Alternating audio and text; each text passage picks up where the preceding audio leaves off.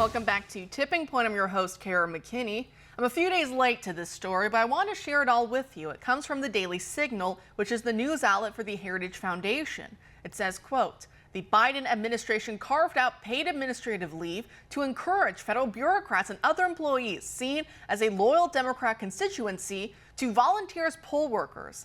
The administration also requires federal agencies to grant 4 hours of leave for voting to employees, according to records obtained through the Freedom of Information Act from the U.S. Office of Personnel Management, end quote.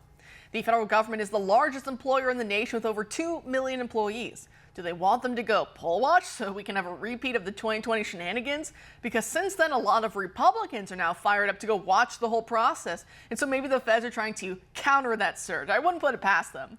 And as the article explains, this development should be viewed in light of that executive order from Biden back in March of 2021, which we talked about quite a few times. It deputizes all federal agencies, even the most random of ones like the Bureau of Land Management, to draft plans on how to boost voter participation.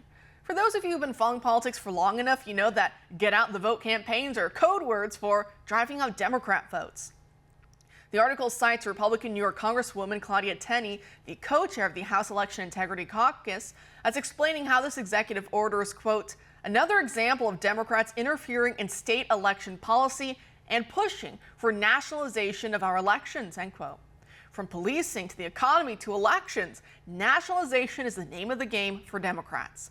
That's why Republicans need to be more cutthroat in slashing funding for Democrat priorities. We like to joke about all their pork, but what Democrats are doing when they overspend on even random theaters and government agencies is to reward their friends and to keep them loyal to them so they keep their power.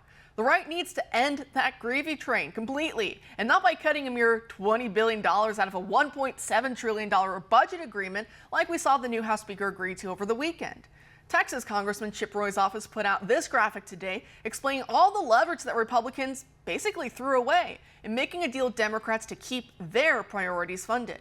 Joining us now to discuss is Richard Stern, the director of the Grover M. Herman Center for the Federal Budget at the Heritage Foundation. Thanks for being here tonight, Richard. Thanks for having me on. Great. So the House Speaker wants us to see his deal as a victory that will cut like $20 billion from the budget, so big whoop there. Where do you think he missed the mark on this? Oh, God, it's hard to know where to start. And truth be told, you're right that what he's claiming is a minuscule cut that would have zero effect on reducing inflation and reducing mortgage rates. But the truth of it is, what he's actually proposed with the sidecar deals, all the things that document from Chip Roy shows, is they're actually going to increase spending. And remind you, and you were saying it there, when the government spends $1, it comes out of the pocket of an American who worked a real job producing real goods and services for other Americans and gives it to the bureaucrats and donors and friends of the left who don't produce anything. Oh, definitely. I know I was reading from Daniel Horowitz over at The Blaze. He had a piece out about it just yesterday, and he said the former House Speaker, Kevin McCarthy, made a very similar deal, right, and kind of led to his ouster. But he was saying the exact same thing. He said that the deal that he had made at the time, especially when it came to the debt ceiling, he said that it was we're going to cut all this money, things are going to be so great. And yet then the federal government, we added debt at an increased clip at a rate that is really historic. And we've been on that historic path.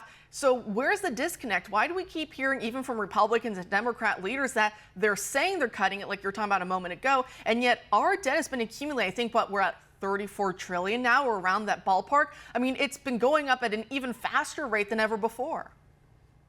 It's $260,000 per American household.